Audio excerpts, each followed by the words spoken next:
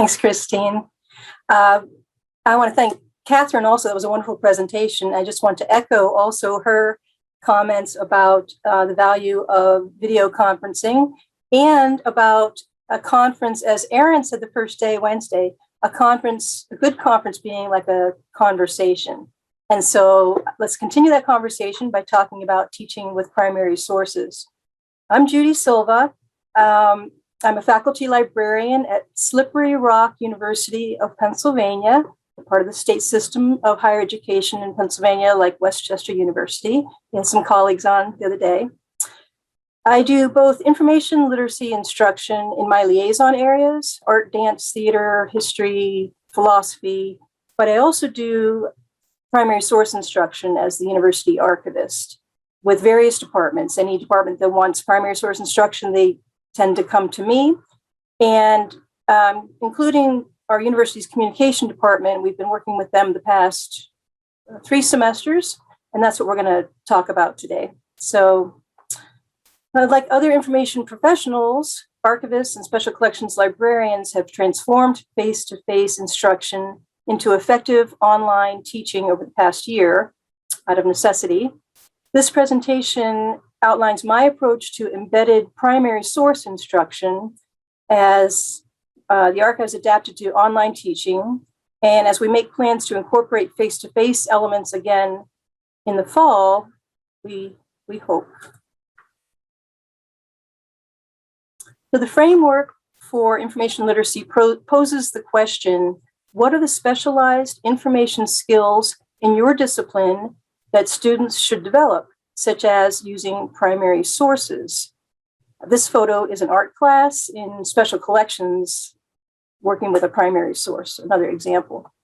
You might say that archivists specialize in teaching with primary sources, but other information professionals and classroom faculty teach with primary sources as well. Last year, we replaced our face-to-face instruction with a combination of synchronous and asynchronous online instruction. And as I said, this fall, we hope to actually combine all 3 elements, face-to-face, synchronous online, and asynchronous online. In this case study, the archives team, that's myself and 1.5 FTE staff, have collaborated with a communication department faculty member who wants his students to incorporate primary sources into original research projects. Students in his 200-level digital storytelling course conduct original primary source research on university history using resources from the university archives. So just keep that in mind. They're not history students. They're not accustomed to this kind of research. And their final presentation takes the form of a 4-minute video.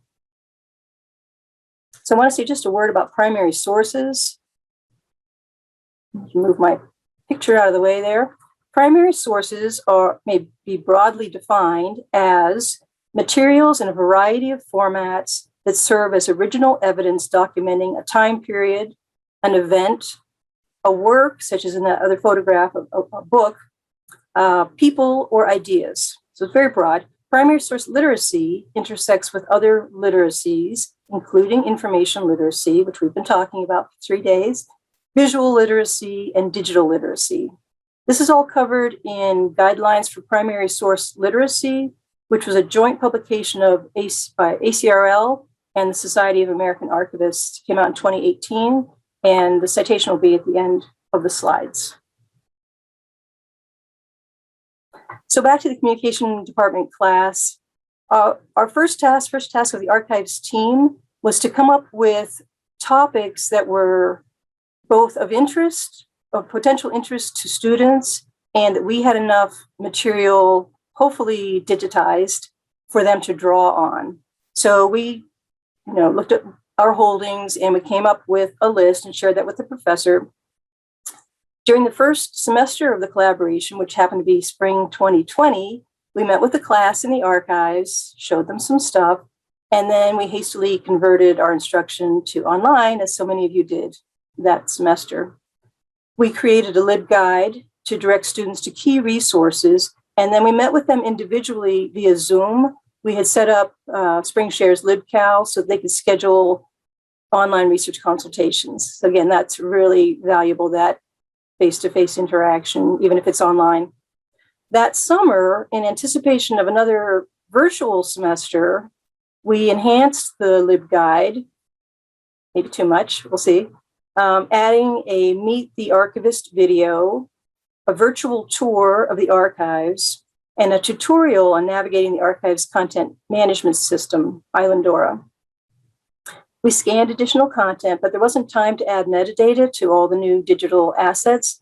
So we simply uploaded them to SharePoint. That's what you're looking at here. These folders, we created a folder for each of the buildings that the students were going to focus on. Since they were remote, we thought, let's focus on campus buildings. So it's kind of like they're, have a connection. And created these folders in SharePoint, and then we could share the links. We just threw anything in there, photos, documents. And then when we met with the students, we could do a little walk them through what was there. Love this photograph. I mentioned primary source literacy. So just to elaborate on that concept and to tie it a little bit to information literacy, students conducting original research in archives learn to locate, identify, and evaluate primary sources that support their area of research. They learn to apply their knowledge. They're actually creating new knowledge. Incorporate appropriate sources properly cited into a final project or presentation. To further support the student learning objectives for the course, which I'll talk about in a moment, I collaborated with the business librarian to present a citations workshop for the students. This was at the request of the classroom faculty member, and I was afraid the students would be bored to death, but they loved it. They were so grateful because, creating citations is challenging, and it's particularly challenging for primary sources. So that was great. Bit of a surprise. Okay, the learning objectives, as promised. Students will be able to conduct original research using primary sources, locating, identifying, and evaluating resources that support their chosen topic.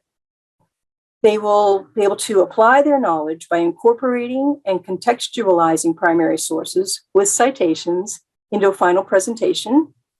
And they will acquire insights into university history, synthesizing ideas from multiple sources. That was kind of a challenge. And to gain recognition of primary sources as one component of the research process, and maybe a sometimes overlooked component. So just for fun, I thought I would share some primary sources from the archives. These are the kinds of things that students might use. Excuse me. For example, postcards. This is a bird's eye view of campus back in the day. This beautiful building is North Hall, and you'll see it again in a photograph in a moment. We have documents. It's a handwritten letter from the then president in 1910 to the parent of a student. This is a newsletter from World War II, the Victory Bell. Things you won't find in the green and white. The green and white is the student handbook. And so this was this cutting edge 1975, trying to be cool approach to student information. Campus publications. Another campus publication is the Freshman Orientation Program. This is from 1965. This is an aerial photo of campus. We saw one, I think, of Emory the other day, which was great. Students love this stuff because the campus has changed so much. A lot of these buildings have been torn down. Other places are there, and they can really get the sense of the big, the campus picture. So they use a lot of photographs. Okay, I mentioned North Hall. We saw the postcard. This is North Hall on fire. It burned to the ground in 1937. They were roasting an ox for homecoming, and the building caught fire. So that was pretty tragic. Nobody was hurt. Nobody died. Okay. More photographs. This is Emma Guppy Miller, one of our trustees in the 50s and 60s, with her friend Eleanor Roosevelt, who she brought to campus in 1962. West Gym, one of the beautiful old buildings on campus that's been restored more than once, renovated. And then this is an example of audio-visual material that's really useful in this assignment, because the students, they're creating their own video. They can use clips, sound, and video, and then other places they just have photographs or documents and they're narrating, they're doing a voiceover. So this is kind of like ready-made material they can insert into their presentations. Other examples of primary sources would be ephemera, even a mascot. We have Rocky the Rock behind him. You can't see Rocky the Rock, he's hilarious. Ephemera, scrapbooks, yearbooks, campus newspapers, etc. You can teach with all of them. So what we used to do back in the day, we used to do this type of instruction strictly face-to-face. So we would invite the students into the archives. We'd put out a kind of a, let's say, a smorgasbord of material. And they could experience the physicality of it. They can actually pick things up and touch them. So that's, I'll just say, one advantage of teaching face-to-face, especially with primary source material. It has a physical presence. So anyway, they would come to the archives, and then we could follow that up with a classroom instruction session where we looked at digital resources and how to access them online. When we moved to online, the LibGuide became the main access point. You can see it's got a lot of information there. This is the updated version of it. And I used Zoom to create a voiced over video introducing students to the guide. This is, I guess, the earlier version. It's a little more brief. Zoom is really handy for this. I recommend that its use. And then Jared and Kevin, the staff members in archives, each did some kind of a video presentation that we put them all on the LibGuide. This is the 1923 football team, but in fall of 2020, we saw improvements in the student learning outcomes after that first somewhat chaotic spring semester. We determined, though, that our pedagogy, Catherine, if you'll forgive the term, I had already written that in, might be enhanced by adding more synchronous instruction, since the students didn't seem to be utilizing the asynchronous material on their own. My thought had been just get everything online, make those videos, and then they can use it whenever they need it. But it turned out we found when we would meet with them individually on Zoom, they hadn't spent much time with the LibGuide, and so we were actually walking them through it, but pointing them specifically to the resources that covered their topics. So it worked out okay, but the asynchronicity of it was not all I had hoped for. So this past semester, we brought these elements a little bit more together, synchronous and asynchronous. We met virtually with the class, or two sections of it, early in the semester to introduce best practices for primary source research, and we continue to enhance our online offerings, kept scanning material and putting it either in SharePoint, or if we could describe it more fully, into Islandora. And we continue to offer individual consultations. So just want to say a word or two about benefits, keeping an eye on the time. Benefits of primary source instruction, and of this class particularly, as I mentioned, we saw increased student engagement and improved learning outcomes each semester. Their presentations are amazing. At the end of the semester, we get to watch their presentations, and some of them just blew us away. In addition to this benefit for current students, future students will benefit because we have more digital content from the archives. And for our part, the archives team gained new technology skills, and we really developed into a more cohesive instructional team. It was great getting to collaborate more intensely. And with my colleague, Rocco Caminese, the business librarian, he really enjoyed working with the archives, and he gained inroads into the communication department, who hadn't been using him much for information literacy. So now he's got a foot in the door there, and that's been great. Assessment has been largely anecdotal, although the professor, of course, is doing his own assessment. But Jared Negley created this survey so we could find out at least what students were using, which of the material we put online they were using. So references, we talked about, obviously, the framework, the guidelines for primary source literacy, but then those last two resources, if you are interested in teaching with primary sources, they're excellent and they're really accessible. This photo is for Missy, field hockey team. And then these are the links if you want to grab this presentation, if you're interested in any of the postcards or photos I had. I think they're all here. I love this one. Say, Zane, you certainly look sharp. So that's it. Thanks for your attention, and I'm open to questions. Thank you so much for that, Judy. I told Judy in a private message that I graduated from Shippensburg University, and Slippery Rock was my field hockey team's nemesis. The photo was already there. So. That's right. So we have actually one question came in from our own Aaron. He wants to know if pictured on the computer screen in the picture with the computers from the 1980s, if that was dialogue running on the computers. Do you know? That's a good question. We talked about dialogue the other day. One of the presenters mentioned that, and I knew what she was talking about.